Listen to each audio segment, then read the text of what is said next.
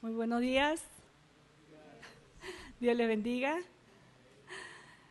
Es un gusto, realmente un placer muy grande que podamos estar reunidos en este lugar para compartir la palabra de Dios. ¿Cómo han estado? ¿Bien? Nosotros el mes pasado estuvimos ausentes en el seminario mensual porque estuvimos de viaje en Argentina. Fueron como 4 semanas casi que fuimos para Argentina, visitar a la familia, estuvimos compartiendo la palabra en varias congregaciones. Y para nosotros también fue un tiempo de mucha bendición. Y bueno, ya los extrañábamos. Y bueno, ahora estamos nuevamente aquí reunidos para compartir la palabra de Dios. ¿Estamos listos para escuchar la palabra de Dios? Amén. Me da gusto poder saludarlos y también a los que están aquí presentes, que hicieron el esfuerzo de venir hasta este lugar. Y también les saludamos a los hermanos que se conectaron por Facebook, que ahora están escuchando este seminario por medio de la manera virtual. Pero creo que Dios es quien tiene el mensaje el día de hoy, tanto para los que estamos aquí sentados, pero también los que están detrás de una pantalla, pero creo que es la manera que hoy Dios está utilizando para seguir proclamando su palabra. Me da gusto, hermanos, porque veo algunos rostros después de mucho tiempo de dejarnos de ver. Es realmente gozoso que podamos estar otra vez reunidos y que este tiempo realmente sea un tiempo donde el Señor nos traiga ese mensaje que Él ha preparado. ¿Cómo es el título del seminario del día de hoy? ¿Saben? ¿Saben? ¿Sí se acuerdan? A ver, ¿cuál es el tema? Ajá, muy bien. Jehová ha preparado. Así es. Este es el tema que yo decidí compartir en esta mañana. No sé si alguno de ustedes se dieron cuenta en qué pasaje o en qué libro vamos a basarnos en este seminario. Por el título que vieron, Jehová ha preparado. ¿No? ¿Quién dijo por ahí? Muy bien, hermana. Gracias. Ahora, más adelante vamos a leer el pasaje, pero nos vamos a basar el estudio del día de hoy en el libro de Jonás que acabamos de meditar, ¿no? Los últimos 2 días del mes de mayo y los 2 primeros días de junio, nosotros estuvimos meditando en el libro de Jonás. Y creo que es una idea que se repite en varias ocasiones, ¿no? En estos 4 capítulos que forma el libro de Jonás. Jehová ha preparado. Jehová ha preparado. Desde el capítulo 1. Aunque no lo diga con esas palabras, vemos cómo Dios va preparando diferentes cosas. Y el día de hoy me gustaría compartir acerca de esa obra de Dios en el libro de Jonás. En Jonás, ¿no? Pero también en la vida de cada uno de nosotros. Porque una vez más no ponemos este tiempo en oración al Señor para que Él nos revele ese mensaje que Él tiene preparado. ¿Oramos? Bendito Padre, te damos muchas gracias una vez más, porque sabemos que sin tu misericordia ninguno de nosotros estaríamos en este lugar. Señor, gracias porque tu misericordia ha sido con cada uno de nosotros hasta el día de hoy y seguirás acompañándonos con tu misericordia, Señor, con nosotros en el lugar, en la circunstancia que nos encontremos, Señor. Y nosotros confiamos en esa misericordia y hoy por eso podemos glorificarte y darte las gracias, Señor. En esta hora queremos dedicar este tiempo para que tú nos hables por medio de tu palabra. Señor, si quizás no compartamos un tema teológico profundo, pero que podamos reflexionar tu palabra, Señor, relacionando con nuestra realidad hoy. Una vez más, poniendo este tiempo en tus manos, oramos en el nombre del Señor Jesús. Amén. La historia de Jonás es una historia muy conocida, ¿cierto? Creo que aquí veo algunos niños, no quisiera hacer pregunta a los niños porque se van a espantar, pero puedo preguntar a cualquier niño que asiste a la escuela dominical y creo que ellos conocen la historia de Jonás. ¿Qué es lo que recordarán? ¿O hay algún maestro de niños aquí? ¿Hay algún maestro de niños o mamá, papá que les enseñe la palabra en su casa? ¿Qué les enseñamos? Es una historia conocida, muy conocida por todos, y creo que aún en el ambiente secular también se conoce esa historia. ¿Por qué? Parece una historia mística, parece, no sé, algo que lo podemos contar como si fuera un cuento, ¿no? Un hombre llamado Jonás que cae al mar y que un pez gigante lo traga. Entonces, en la escuela bíblica veo muchos maestros que hacen el dibujo del pez y a Jonás ahí adentro del pez, ¿no? ¡Qué bonito!, decimos. ¡Qué bonito! ¡Qué historia tan fascinante! Pero al ser una historia tan conocida, muchas veces nosotros nos acercamos a esa palabra con preconceptos, ideas preconcebidas. Entonces, al leer el pasaje, en lugar de realmente recibir y ver lo que la Biblia nos quiere enseñar por medio de esta palabra, nos acercamos a la Biblia con nuestros preconceptos. Y no podemos ver más allá de lo que nosotros pensamos, ¿no?, de esa historia. Aquí yo les pregunto si hay algún maestro de la escuela dominical. No sé por qué no levantaron nadie la mano, pero yo sé que hay algunos maestros de la escuela dominical, pero nosotros tenemos esa responsabilidad. Como meditación bíblica, esta semana estuvimos platicando con mi esposo. Tenemos un deseo.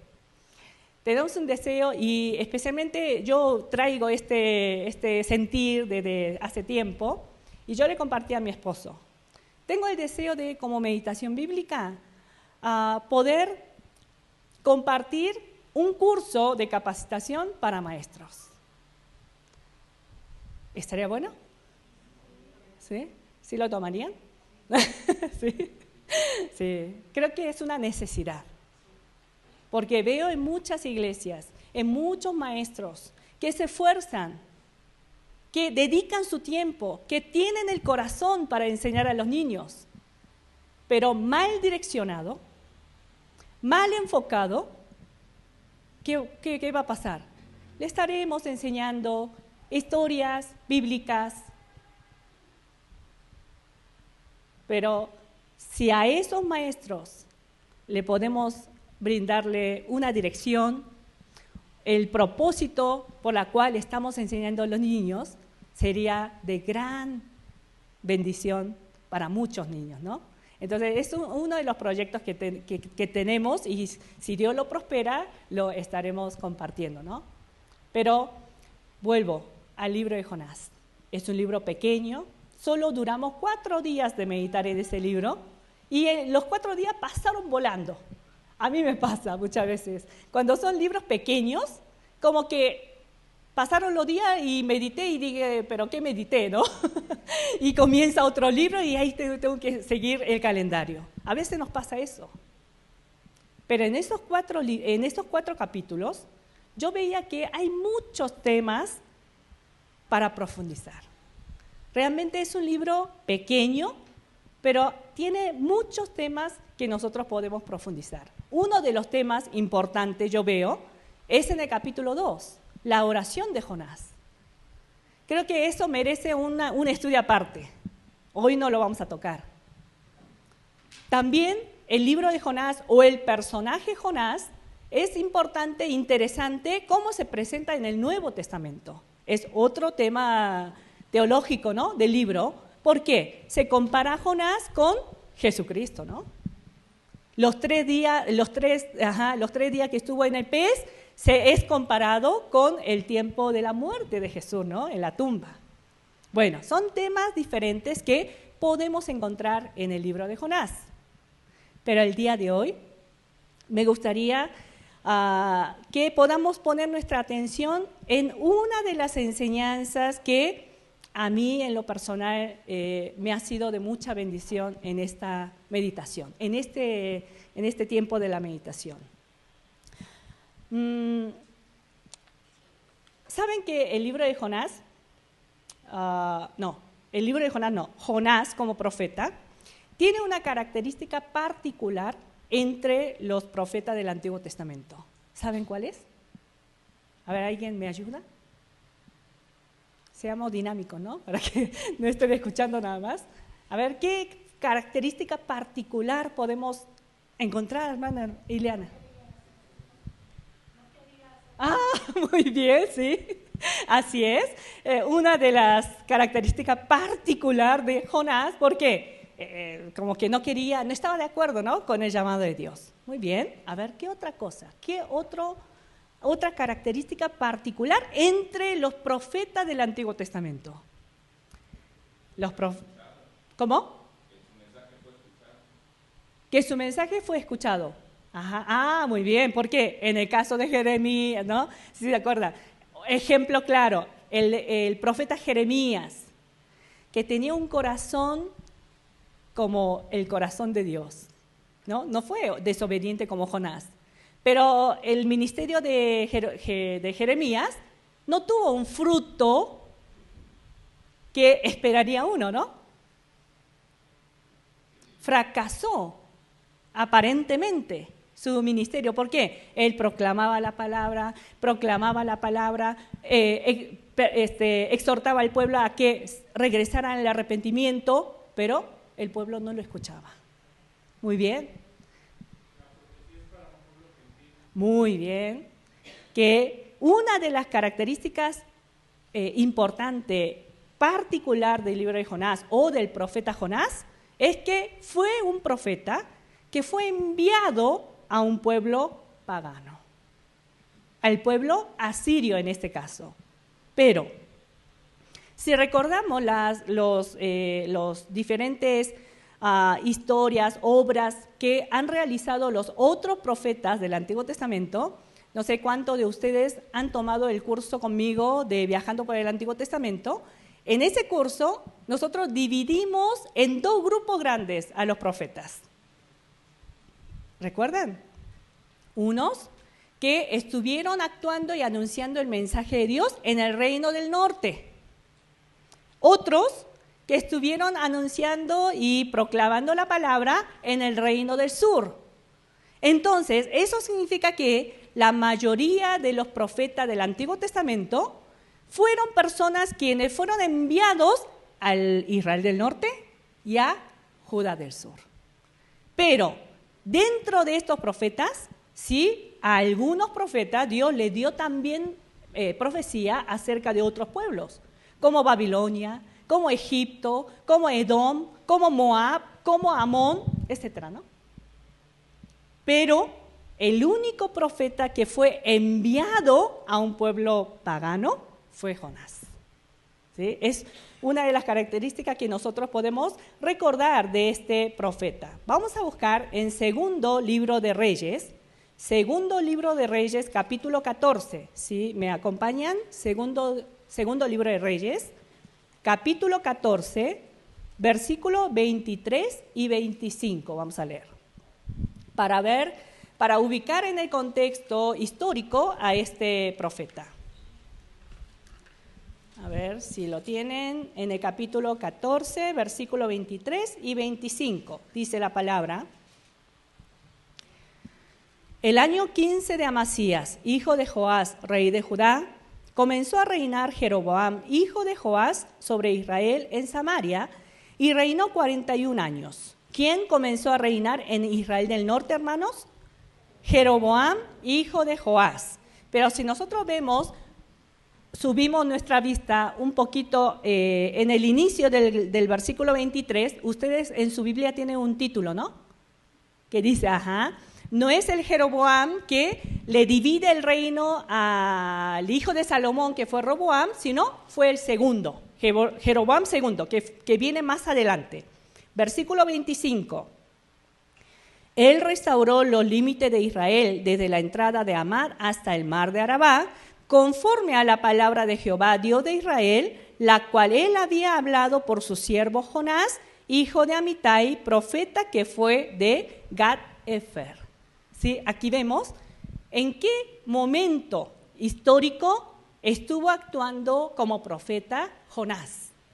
En el tiempo de Jeroboam II como rey de Israel del Norte, ¿sí? Pero si nosotros vemos en el verso 24, bueno, esto no lo vamos a mencionar mejor. Ok, entonces, este Jonás estuvo actuando en el tiempo de Segunda de Reyes, capítulo 14, donde nos habla del reinado de Jeroboam II, ¿sí? Y fue a la vez contemporáneo con el profeta Oseas y Amós. Estos tres profetas actuaron en este tiempo, aproximadamente, ¿no? Y especialmente Jonás fue un hombre, un profeta que fue enviado a un pueblo pagano. En este caso, a Siria, ¿no? Por esto, leí un comentario y este comentarista comparaba a este profeta Jonás con Pablo en el Nuevo Testamento. ¿Por qué? Porque Pablo dice, ¿no? Yo fui llamado por Dios para ser apóstol de los gentiles. Cuando en el caso de Pedro, Dios lo había llamado para que Pedro sea el apóstol para los judíos, ¿sí? Entonces, en ese sentido, lo comparaba con Pablo en el Nuevo Testamento. Y sí, es cierto, ¿no? Pero el día de hoy, aunque no estoy diciendo que no, sino el libro de Jonás habla sobre la misericordia de Dios hacia los pueblos gentiles, como Asiria. Y para ese propósito Dios llama a Jonás. El día de hoy, me gustaría que nosotros pongamos nuestra mirada en la otra cara de la moneda. ¿Qué significa esto? Si ustedes recuerdan, los que estuvimos meditando en el libro de Jonás estos últimos días, ¿no? Hay más contenido acerca de Jonás como profeta enviado al pueblo asirio y él predicando el evangelio y la obra misionera de Dios por medio de él, o hay más contenido en estos 4 capítulos del libro de Jonás sobre el trato de Dios hacia la persona de Jonás. ¿Uno o dos? Bueno, las dos, pero más énfasis está en el punto 2. Indudablemente, hermanos. Porque el ministerio de Jonás como misionero, como profeta, solamente aparece en el capítulo 3, pero aún dentro de ese capítulo, el enfoque principal está en Jonás. ¿Por qué es importante esto, hermanos? Vamos a buscar. Ahora sí, vamos al libro de Jonás. Jonás, capítulo 1.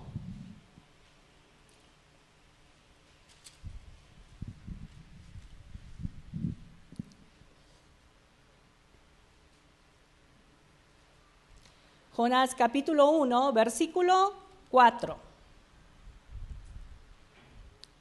Dice así la palabra: pero Jehová hizo levantar un gran viento en el mar. Dice así, versículo 15. Y tomaron a Jonás y lo echaron al mar, y el mar se aquietó de su furor. ¿De quién fue la obra? Aquí no dice quién fue el que aquietó el furor, ¿no? Pero ¿quién es? Nosotros sabemos. Es Dios. Versículo 17, leemos, dice, pero Jehová tenía preparado un gran pez que tragase. A ver, vamos al capítulo 4. Capítulo 4, versículo 6. Y preparó Jehová Dios una calabacera, la cual creció sobre Jonás para que hiciese sombra sobre su cabeza. Vamos a continuar, versículo 7. Pero al venir el alba del día siguiente, Dios preparó un gusano, el cual hirió la calabacera y se secó. Versículo 8. Aconteció que al salir el sol, preparó Dios un recio viento solano y el sol hirió a Jonás en la cabeza y se desmayaba y deseaba la muerte. A ver, capítulo 4, versículos 6, 7, 8. Dios preparó Jehová Dios una calabacera, Dios preparó un gusano, Dios preparó preparó Dios un recio viento solano. Tanto el capítulo 1 como el capítulo 4 que acabamos de leer, todas estas acciones de Dios, obras de Dios, ¿fue para quién? Fue para Jonás. Fue en relación a Jonás. Hermanos, estoy de acuerdo que el libro de Jonás, que Jonás fue un profeta levantado por Dios para ser enviado a un pueblo pagano, para que le predicase el evangelio, para que ellos se arrepintieran de sus pecados, sí. Pero yo en lo personal, cuando meditaba en esta ocasión el libro de Jonás, me di cuenta que el propósito principal de este libro no tanto está en los asirios, sino está en la persona de Jonás. ¿Pero solamente Jonás? No. En realidad Jonás está representando no solamente a Jesucristo, en un buen sentido, sino Jonás está representando a todo el pueblo de Israel de aquel momento. Porque si nosotros regresamos a leer Segunda de Reyes, capítulo 14, que habíamos leído para ver el contexto histórico, hay un versículo que no leímos, el versículo del medio, ¿no? ¿Qué dice en ese versículo? Que Israel, que en ese momento estaban haciendo lo malo delante de Dios. Estaban en pecado, estaban en idolatría. ¿Qué es lo que representa el profeta Jonás? El pueblo de Israel. La condición espiritual del pueblo de Israel de aquel momento. Insensible al pecado. Que solamente apropia a Dios para ellos nada más. Busca la bendición de Dios para ellos nada más. Una fe totalmente errónea, ¿no? Y Jonás representa al pueblo de Israel. ¿Pero termina ahí? No, Jonás está representando a cada uno de nosotros. Necesitamos vernos a nosotros mismos a través de estos 4 capítulos. A ver, ¿en qué condición yo me encuentro? Reflejada mi imagen en la imagen de Jonás. Y también meditar sobre cómo Dios va obrando en la vida de Jonás, en mi vida, en su vida, y con qué propósito. Dios prepara y prepara diferentes cosas. ¿Sí? ¿Estamos listos? ¿Sí? Nosotros cuando vemos la vida de los profetas, la vida de los apóstoles, la vida de los pastores hoy en día, maestros, ¿sí? Todos los siervos de Dios. A ver, ¿cuántos son siervos de Dios aquí? Levante su mano, o no están muy seguros. ¿Sí? Todos somos siervos de Dios. Fuimos llamados para algo, ¿no? Cuando nosotros vemos la vida de estos profetas, apóstoles, ¿saben? No sé por qué, pero nuestro interés, ¿saben en dónde cae? ¿En dónde se pone nuestro interés, nuestra mirada? En la tarea que ellos deben cumplir. Es profeta de Dios. ¡Wow! Es el hombre que va y anuncia el evangelio para llamar al arrepentimiento a los gentiles, a los judíos, etc. wow, es sacerdote. Sí, es el intermediario entre Dios y el hombre y él cumple una función importantísima, claro. Pero cuando nosotros solamente ponemos nuestro interés en la tarea a desempeñar, ¿sabe qué puede ocurrir? ¿Sabe en qué peligro podemos caer? ¿Recuerda la historia de Saúl? Del rey Saúl. ¿En qué capítulo? A ver, vamos a buscar, ya que lo mencionamos.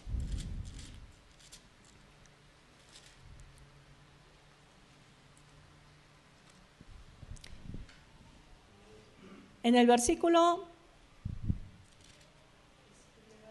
primer libro de Samuel, capítulo 13. Vamos a buscar. Primer libro de Samuel, capítulo 13.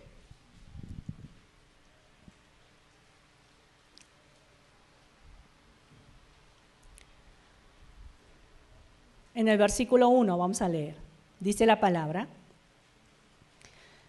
Había ya reinado Saúl un año, o sea, estamos hablando del primer rey de Israel, ¿no? El primer rey del Reino Unido todavía.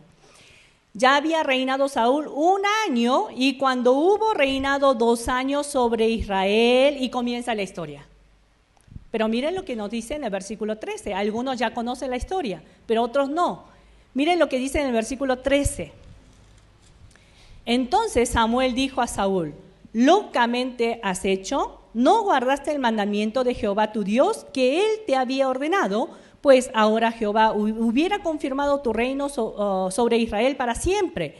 Mas ahora tu reino no será duradero. Jehová se ha buscado un varón conforme a su corazón, al cual Jehová ha designado para que sea príncipe sobre su pueblo, por cuanto tú no has guardado lo que Jehová te mandó. ¿Qué sucedió en la vida de este primer rey que había sido levantado por Dios? Gobernó un año y al segundo año, ¿qué sucedió? Desobedece a Dios.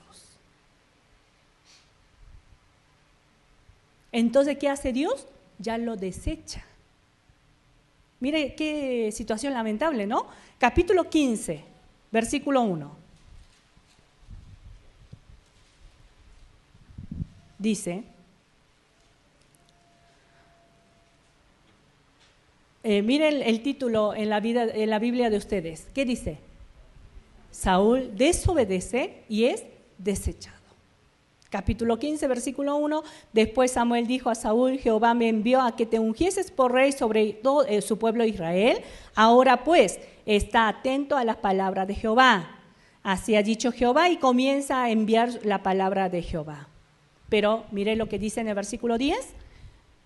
Y vino palabra de Jehová a Samuel diciendo: me pesa haber puesto por rey a Saúl, porque se ha vuelto en pos de mí y no ha cumplido mis palabras, y se apesadumbró Samuel y clamó a Jehová toda aquella noche. Pero ¿saben qué, hermanos? ¿Cuántos años gobernó Saúl? 40 años. ¿Cuándo fue desechado por Dios? En el segundo año. Esto es increíble. Nosotros, cuando vemos a un siervo de Dios y que hace las obras de Dios y que a través de esa persona puede surgir cosas maravillosas de la obra de Dios, por eso pensamos fácilmente: qué gran hombre de Dios. Pero la Biblia nos muestra otros ejemplos muy diferentes, que Dios aún puede seguir utilizando a ese siervo que Él ha desechado para cumplir su voluntad. Esto es algo terrible. ¿Recuerda la historia de Elí, de la casa de Elí? También en 1 Samuel, buscamos 1 Samuel, los primeros capítulos. Los primeros capítulos. Leo, ¿me puedes pasar mi celular?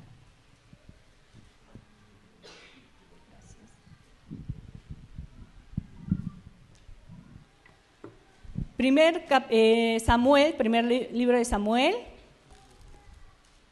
capítulo 1.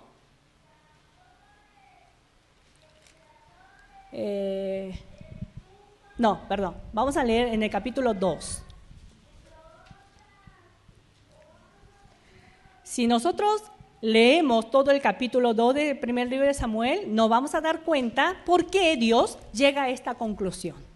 Ahora no lo vamos a hacer porque no es el tema, pero sería bueno que ustedes luego lo confirmen. Capítulo 2, versículo 34.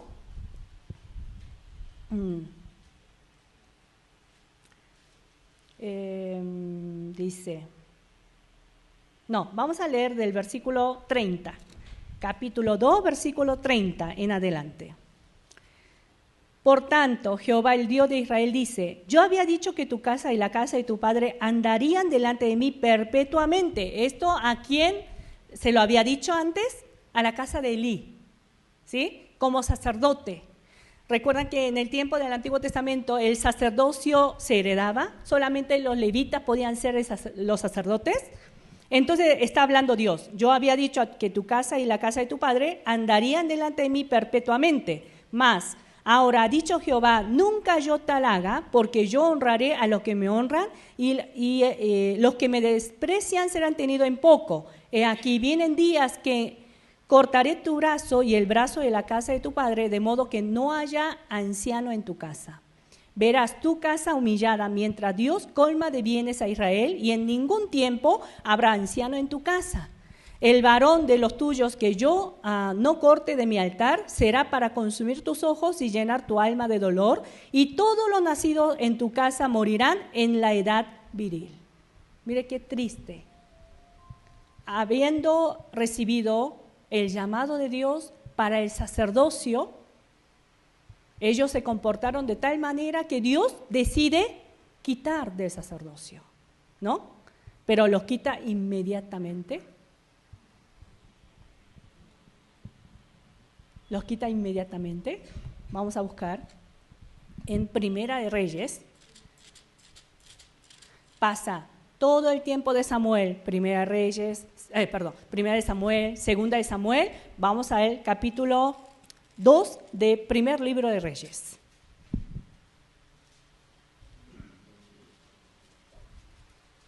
Capítulo 2, primer libro de Reyes, versículo 27, dice la palabra. Así echó Salomón a Abiatar del sacerdocio de Jehová, para que se cumpliese la palabra de Jehová que había dicho sobre la casa de Elí en Silo. ¿Cuándo? ¿Cuándo se cumple esa palabra de que Dios iba a quitar definitivamente a la casa de Elí del sacerdocio? En Primera de Reyes, después del tiempo de Salomón, hermanos. ¿Esto qué nos lleva a entender? Que Dios puede utilizar hombres como Saúl, hombres como la casa de Elí, para su sacerdocio, para que lleve su palabra a un pueblo, llamándolos al arrepentimiento. Esto nos trae mucho que reflexionar. No porque veamos realizar la obra de Dios, esa persona puede estar bien delante de Dios. Recordemos esto.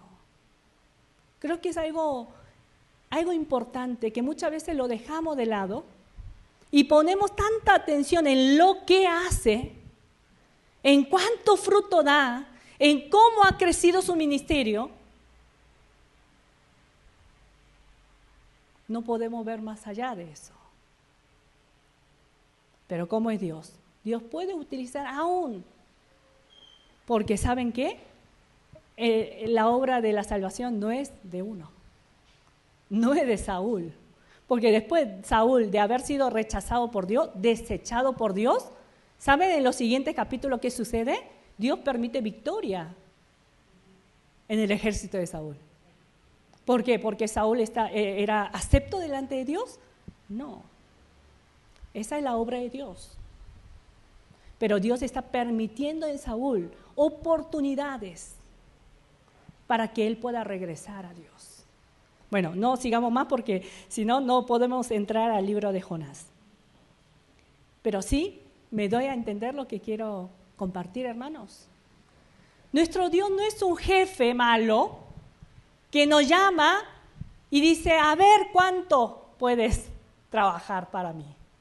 A ver cuántas almas vas a ganar para mí. Hermanos, el propósito y el deseo de Dios no está ahí. El deseo de Dios está en usted, en mí. Así como vemos en el libro de Jonás, en un mismo hecho, Dios enviando a Jonás para anunciar el arrepentimiento a Siria, ¿cierto? Y Dios hace la obra y llama al arrepentimiento y estos asirios se arrepintieron delante de Dios y clamaron a Dios, ¿cierto?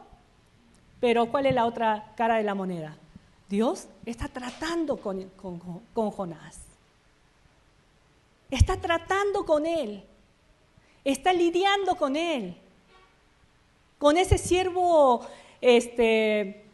¿cómo le podemos clasificar? Calificar. Rebelde con causa. Ese siervo rebelde, Dios está lidiando con ese Jonás. Porque Dios necesitará de la ayuda de Jonás para hacerlos arrepentir a los asirios. No, es un estorbo. Somos un estorbo a veces en el ministerio de Dios, en la obra de Dios, ¿o no? Seamos sinceros. Yo me siento así en ocasiones. Ay, en lugar de ser una ayuda a Dios, soy un estorbo. Por mi terquedad, por mi falta de conocimiento, por mi inmadurez, estoy estorbando la obra de Dios. Pero ¿dónde está la misericordia de Dios? Que Dios, a pesar de cómo somos, Dios nos llama para que seamos parte de su ministerio. Ahí está la misericordia de Dios.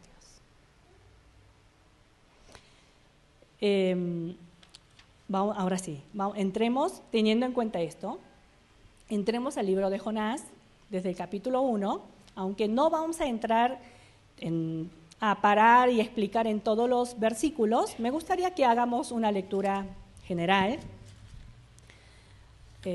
y comentar algunos puntos que sería importante. Capítulo 1. Dice la palabra, vamos a leer del versículo 1 al 7, leamos detenidamente para que vayamos pensándolo, ¿no? Lo que estamos leyendo. Dice en el versículo 1, vino palabra de Jehová a Jonás, hijo de Amitai, diciendo, levántate y ve a Nínive, aquella gran ciudad, y pregona contra ella, porque ha subido su maldad delante de mí. ¿Dónde queremos poner nuestra atención? En esta lectura, en la persona de Jonás y la obra, cómo es la obra de Dios en él, ¿no? ¿Sí? No se olviden de esto. ¿Qué le dice Dios en el versículo 2? Levántate, ve a Nínive, aquella gran ciudad, y pregona contra ella, porque ha subido su maldad delante de mí. Versículo 3. Jonás se levantó para huir de la presencia de Jehová a Tarsis y descendió a Jope y halló una nave que partía para Tarsis. Para los hermanos que no conocen la ubicación de estos lugares geográficos que aparecen en el versículo 3, dice, Jonás se levantó. ¿Jonás de dónde era? De Israel del norte, ¿no? Habíamos dicho. Bueno, ustedes imagínense el mapa, ¿no? Solamente de manera mental. Está Israel. Para el lado de donde están ustedes, hacia el lado derecho, está Asiria, Nínive. Nínive es la capital de Asiria, ¿sí?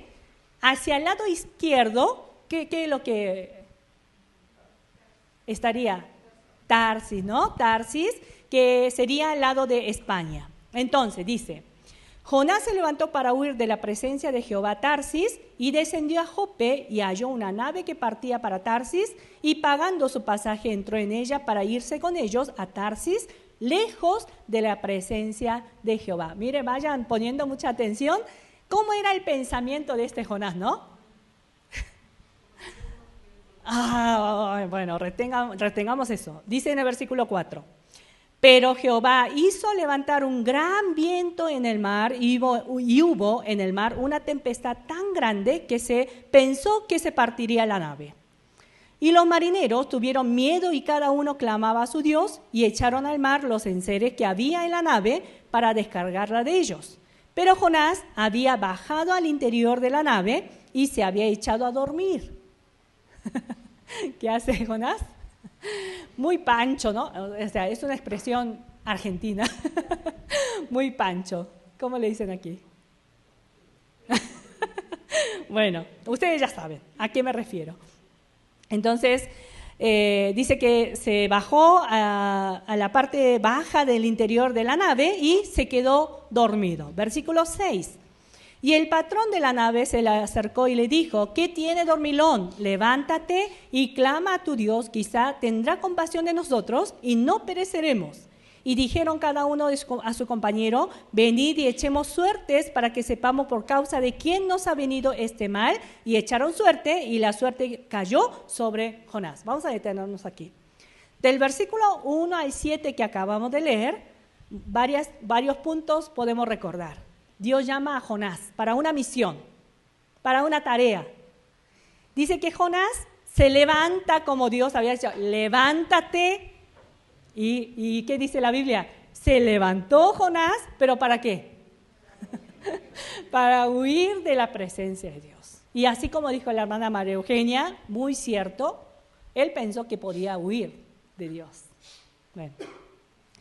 Entonces, ¿qué es lo que hace Dios cuando este siervo desobediente quiere huir de su presencia? ¿Qué hace Dios en los siguientes versos? Importante, versículo 4 que leímos en un principio, ¿no?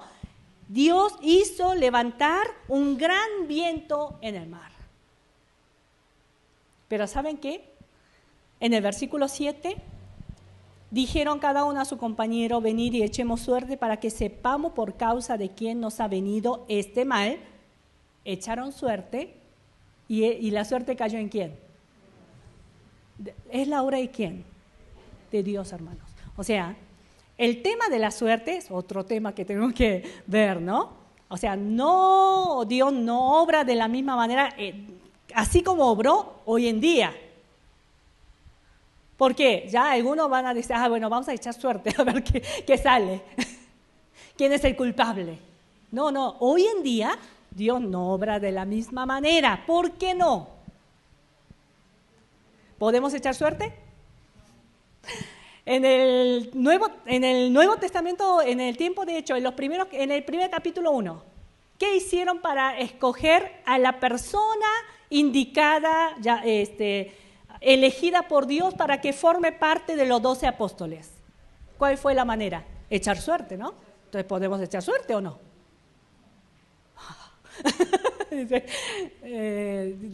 Como que sus ojos miran hacia arriba, ¿no? Como que no me quieren contestar.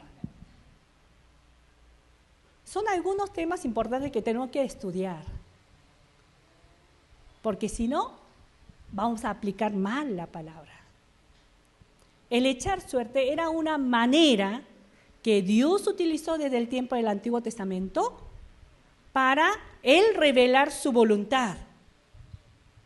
Pero después del capítulo 1,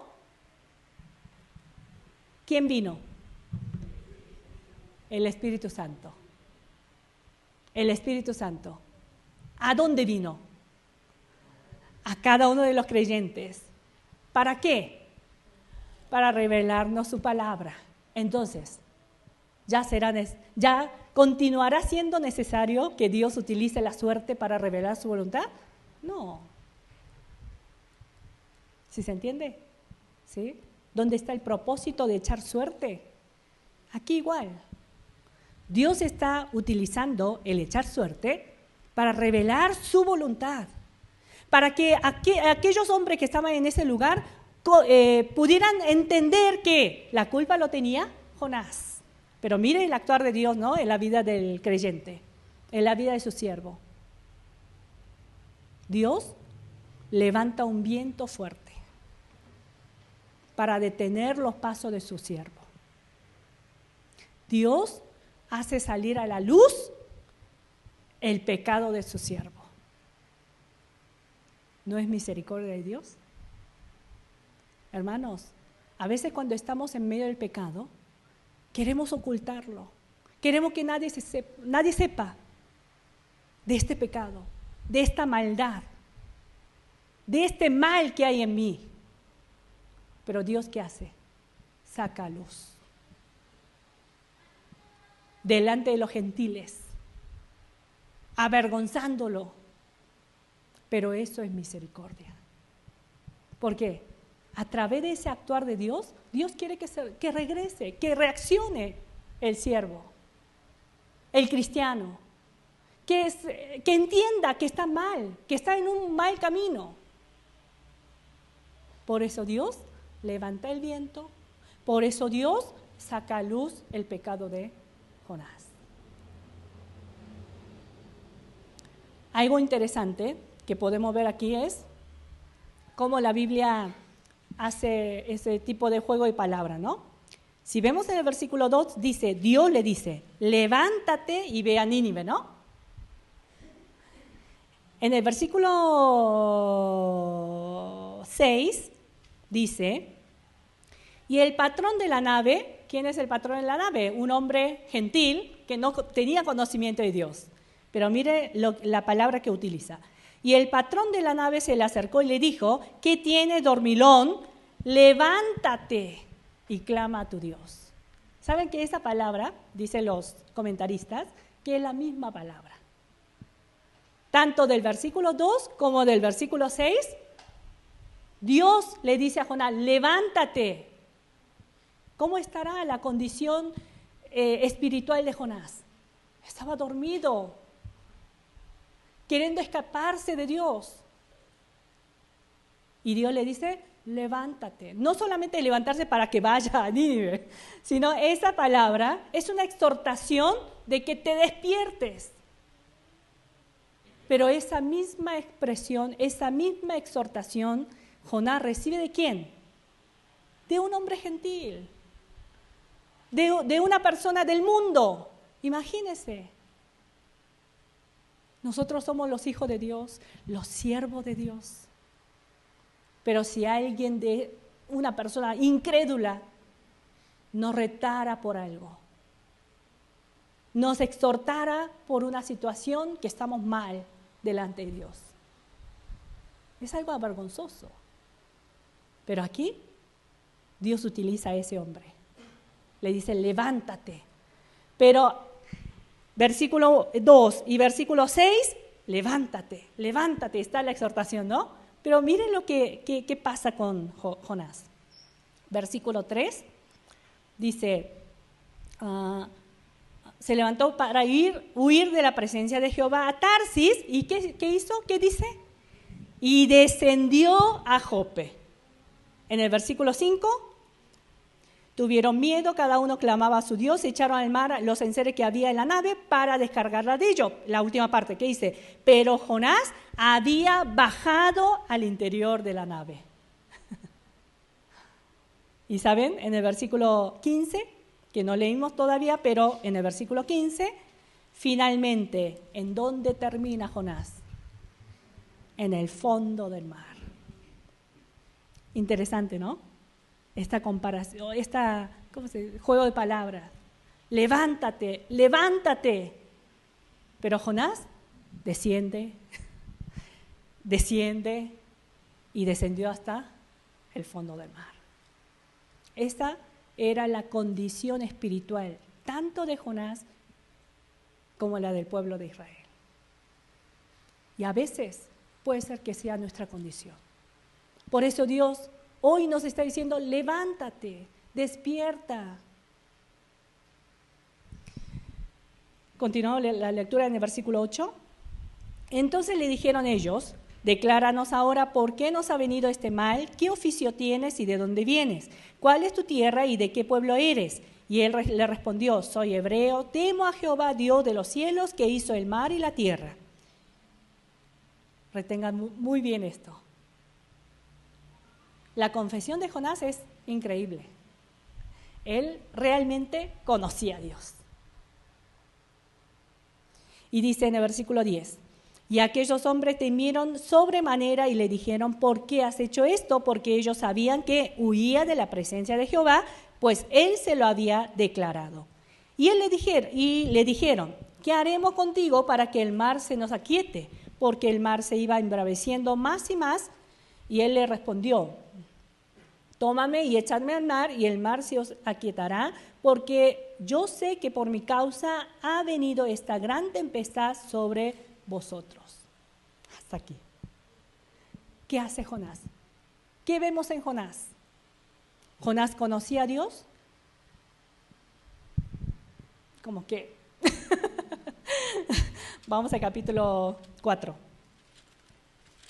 Capítulo 4. Después que sucedió lo del capítulo 3, que Jonás medio predicó y todo el pueblo de Asiria se arrepiente delante de Dios, ¿sí, no? ¿Se acuerdan? Después de esa historia, miren en el versículo 4, capítulo 4, verso 1.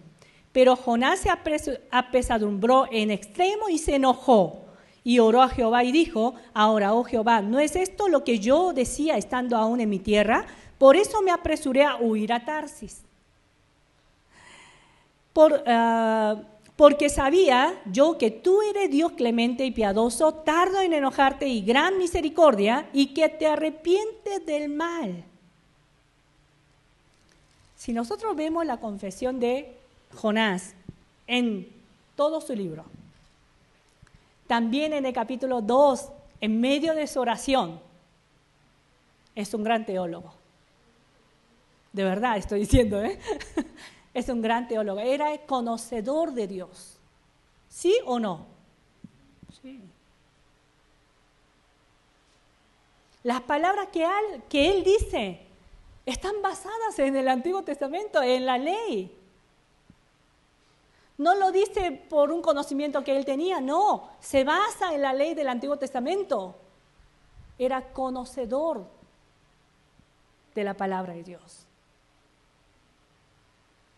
Pero una cosa que nos muestra este personaje Jonás a nosotros es sobre ese peligro. El conocimiento que Jonás tenía no movió a Jonás a obedecer a Dios. Esto es un peligro que está en medio de nosotros también. ¿Saben por qué? La mayoría de nosotros, para no decir todos, meditamos en la palabra, nos esforzamos a conocer a Dios.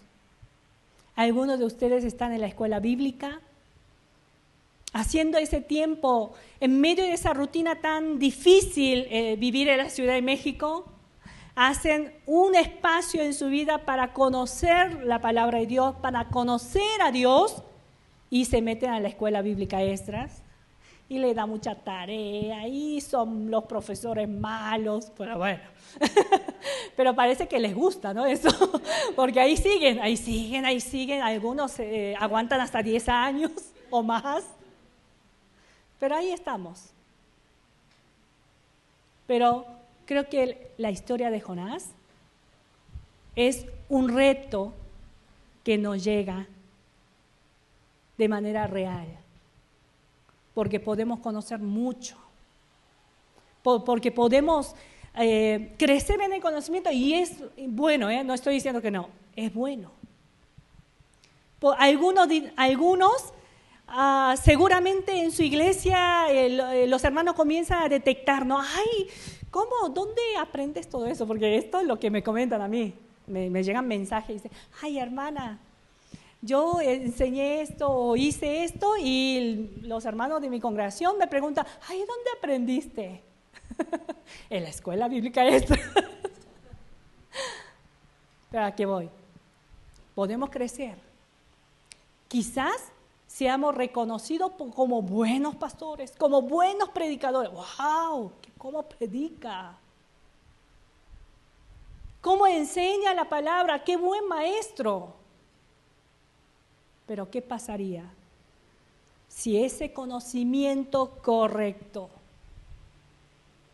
no me mueve a que yo entregue mi vida, mi voluntad al Señor? Es un peligro muy serio. Si no nos vemos a nosotros mismos desde lo más, con nuestra intención más profunda, a través de la palabra, no nos vamos a dar cuenta como Jonás. O por ahí, el otro punto que me llamó mucho la atención de este hombre fue que él sabía. No es que lo hacía por ignorancia. No es que desobedecía a Dios por ignorancia, sino la desobediencia de Jonás, ¿cómo era? Él lo sabía, con conocimiento. Estaba consciente de que él estaba yendo por un camino equivocado. Ese es el otro peligro. Cuando no entregamos nuestra voluntad a Dios, no doblegamos mi voluntad bajo la voluntad de Dios. Aparente podemos ser los mejores maestros, los mejores predicadores, los mejores siervos de Dios.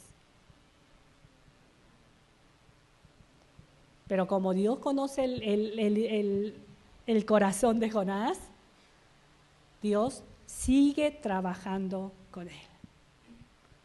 Sigue preparando una y otra cosa para permitir que su siervo crezca, reaccione, regrese en arrepentimiento. ¿Sí? ¿Continuamos viendo?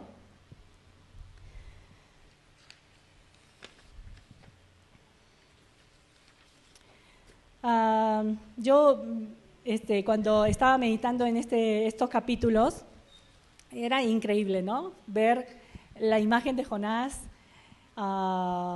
siendo el profeta de Dios, porque no estamos hablando del pueblo asirio, estamos hablando de este Jonás, siervo de Dios, profeta enviado por Dios para llevar el mensaje a otro pueblo. Vamos al capítulo 3. Capítulo 3.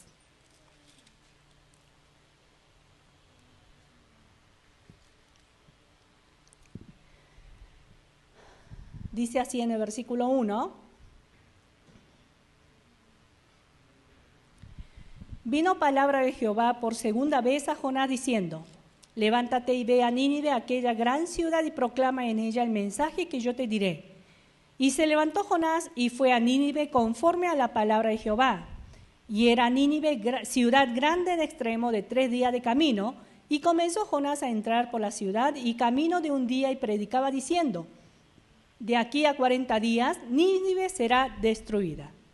Y los hombres de Nínive creyeron a Dios y proclamaron ayuno, y se vistieron de cilicio desde el mayor hasta el menor de ellos. Vamos a detenernos ahí. Conocemos muy bien la historia, ¿no? Porque la Biblia específicamente mencionará que Nínive era una gran ciudad que era necesario por lo menos recorrer por lo menos 3 días, ¿no? Para poder recorrer toda la ciudad. ¿Dónde estará el propósito del autor de la Biblia? En poner ese detalle. A ver, piensen. Los que están en línea también piensen, hermanos.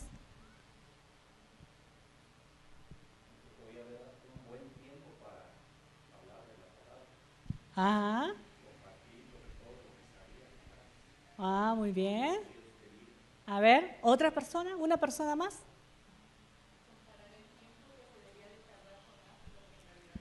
Ajá. Para que podamos comparar lo que realmente era esa ciudad con lo que Jonás había hecho. ¿Qué dice la palabra? 3 días para recorrer toda la ciudad. ¿Pero qué hizo Jonás? En un día. ¿Eso qué nos lleva a entender? Que la obra de la salvación de Dios no es del hombre. No es por lo que nosotros hacemos, no es por nuestra elocuencia, no es por mi obediencia, sino totalmente la obra de la salvación de Dios. Quien hace la obra para mover los corazones y traerlos al arrepentimiento, ¿de quién es esa obra? De Dios. Entonces, el hecho de que Dios haya llamado a Jonás no era porque él necesitaba de su ayuda, porque Dios lo puede hacer y es de él su obra, ¿cierto? ¿Y dónde está el corazón de Dios entonces en llamar a Jonás? ¿Porque le gusta que haya un estorbo? ¿Porque le gusta a Dios que haya un...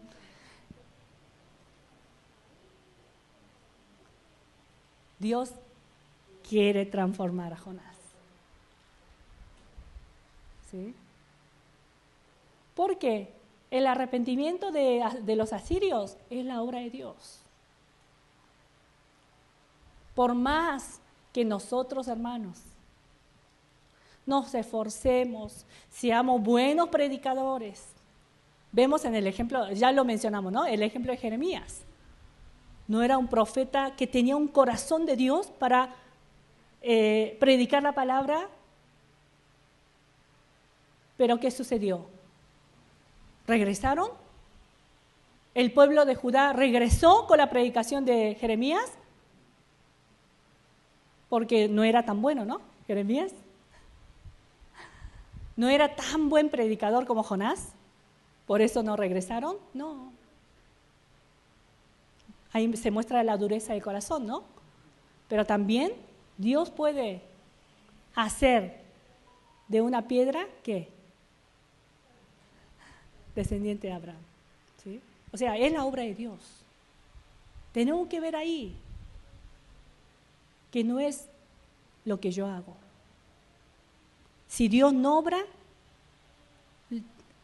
no consiste, yo no puedo crear una consecuencia, oye, traer al arrepentimiento a una persona, por más conocimiento tenga de la palabra de Dios, hermanos, porque la obra de Dios, porque la obra es de Dios, ¿sí? Es de Dios. Vamos al capítulo 4, finalmente.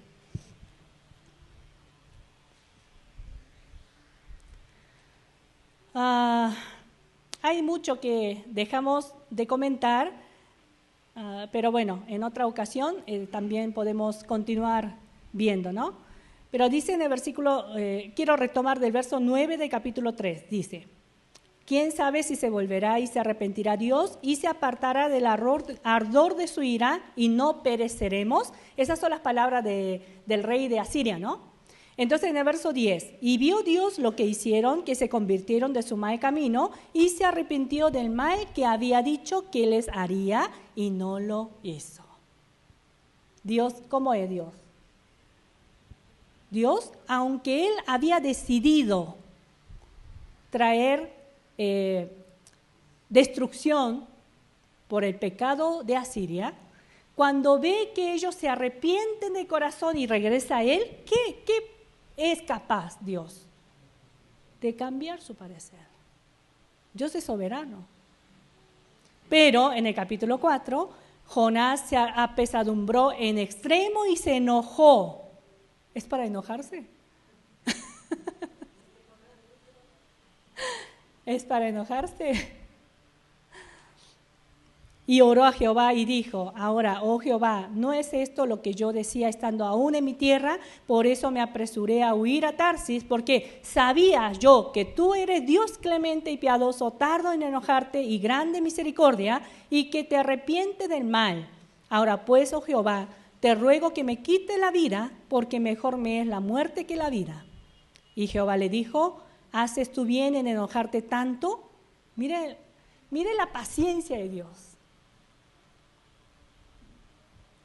La paciencia de Dios, ¿no? Como que un hijo rebelde, quejón, y Dios como que la apapacha. Ay, Jonás, ¿esto tanto te enoja? Hasta se pone a platicar. Yo en el lugar de Dios no usaría a Jonás como mi siervo. No usaría a Jonás como mi siervo. Pero Dios es diferente. Y dice, ahora pues, oh Jehová, te ruego que me quite la vida. Bueno, ya leímos, ¿no?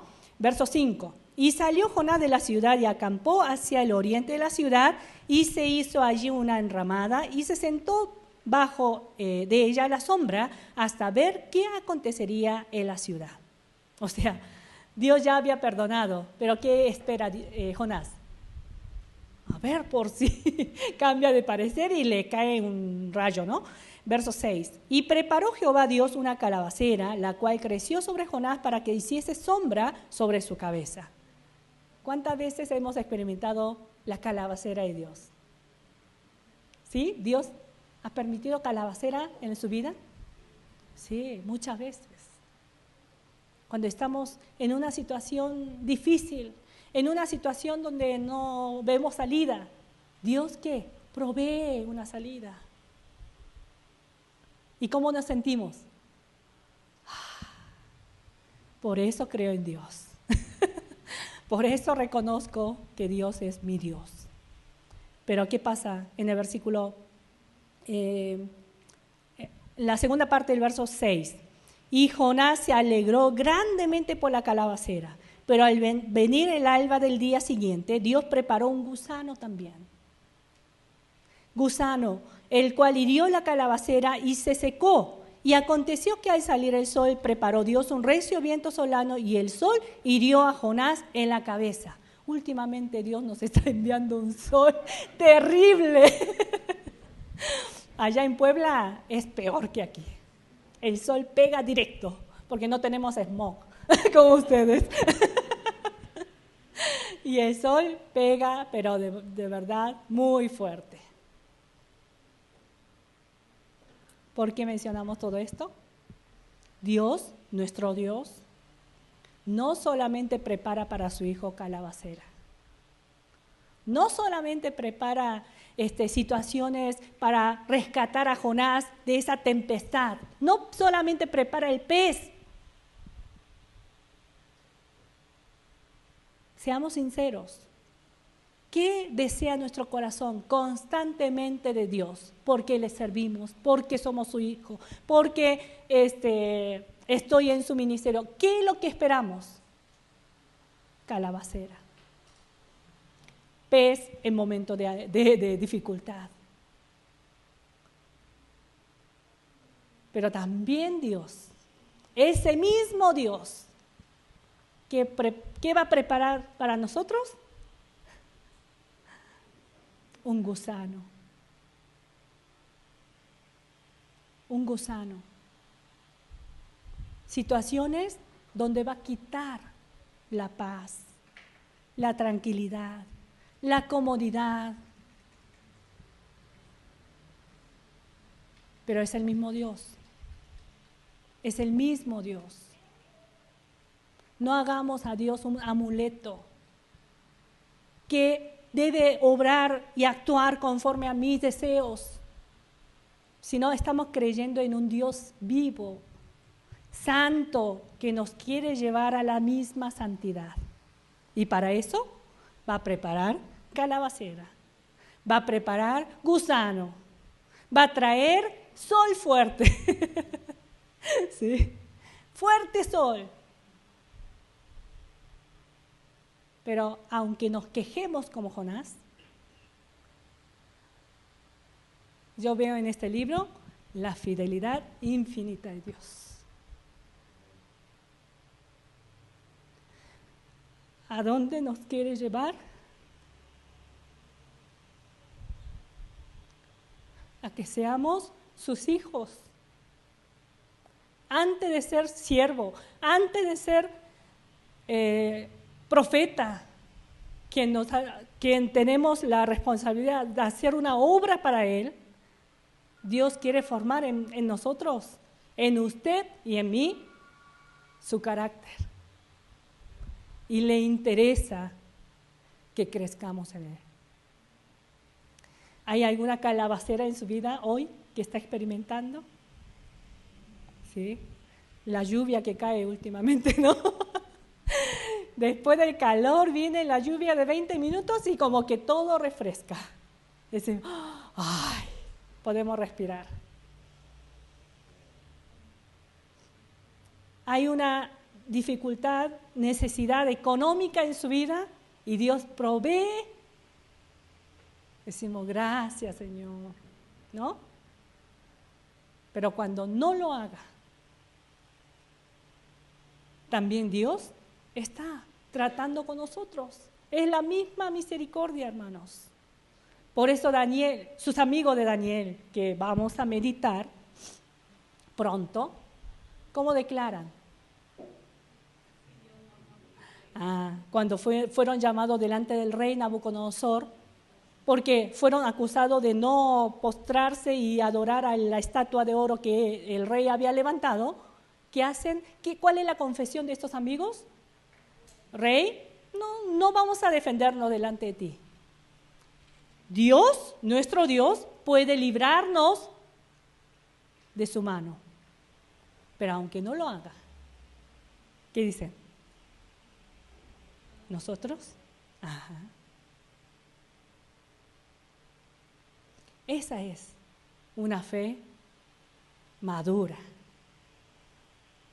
Una fe que nace del conocimiento de Dios. No solamente espera una calabacera, sino aunque venga situaciones de dificultad, sabemos que estamos en la mano de Dios. Sabemos que Dios es quien se encarga y obra de esa manera para que usted y yo podamos seguir creciendo y santificándonos como sus hijos. Vamos a orar.